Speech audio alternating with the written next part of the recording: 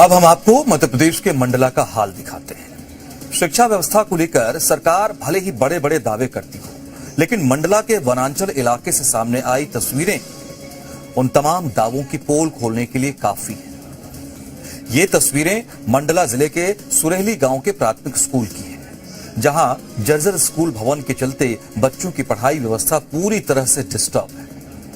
जहां नौनिहालों के हाथों में किताबें होनी चाहिए, वहां आप देखिए कि बच्चे बारिश से बचने के लिए छतरियां थामे नजर आते हैं। जहां बच्चों को सुरक्षित और पक्की छत के नीचे पढ़ाई करनी चाहिए, वहां भारी बारिश के बीच टीन शेड के नीचे स्कूल लगाने को ये शिक्षक भी मजबूर है।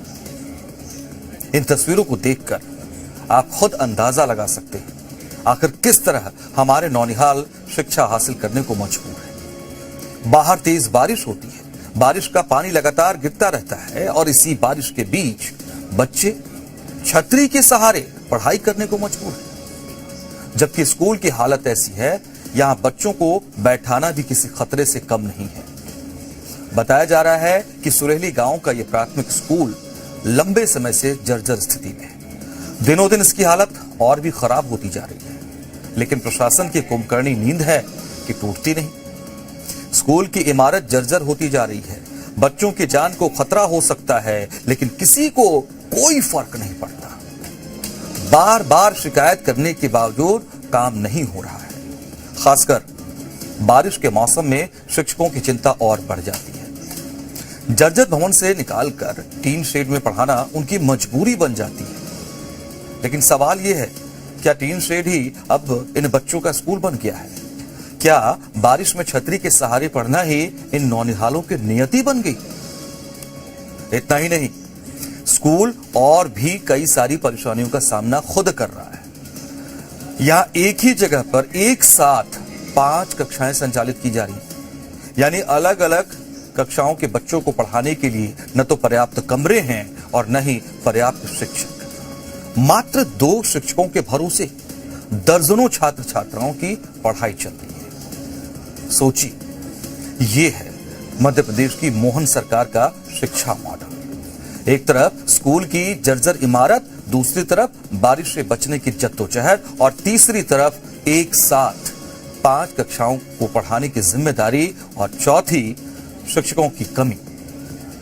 अब ऐसे हालत में बच्चों की पढ़ाई किस तरह हो रही होगी, इसका अंदाजा आसानी से लगाया जा सकता है।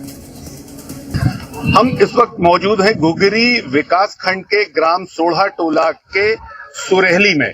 यहाँ पर हम एक बदहाल शिक्षा व्यवस्था की आपको वानगी दिखा रहे हैं। ये सर्व शिक्षा अभियान का प्राथमिक शाला है। सोढ़ा टोला सुरेहली कहा जाता है इसको। ये भवन इतना जर्जर है कि यहाँ बैठना शिक्षकों के लिए, खासतौर पर छात्रों के लिए किसी खतरे से खाली नहीं। आप देखेंगे इस बिल्डिंग की इतनी जर्जर स्थिति है कि ये छत गिरती नजर आ रही होगी आपको, बल्कि गिरती क्या, छत से निकला प्लास्टर बिखर करके ये जमीन में पड़ा है। शायद इसलिए यहाँ पर क्लास नहीं लगाई जा रही। दूसरी और हम एक कमरे की और आपको बदहाली दिखाते हैं, जो दूसरा कक्ष कहलाता है। अमूमन यही स्थिति है, छत से प्लास्टर टपक रहा है, कबाड़ हो चुकी पुस्तक यहाँ आप देख सकते हैं, ये सामने रखी है। इतनी बदहाली है। अब आप ऐसे में सोचिए कि कैसे शिक्षा ग्रहण कर पाते होंगे छात्र, और इस खतरे में बैठकर कैसे शिक्षक उन छात्रों को शिक्षा दे पाते होंगे। सोच सकते हैं आप कि शिक्षा के दावे, शासन प्रशासन शिक्षा विभाग द्वारा किए जा रहे दावे कितने खोखले हैं। विमलेश मिश्र, जी मीडिया, मंडला।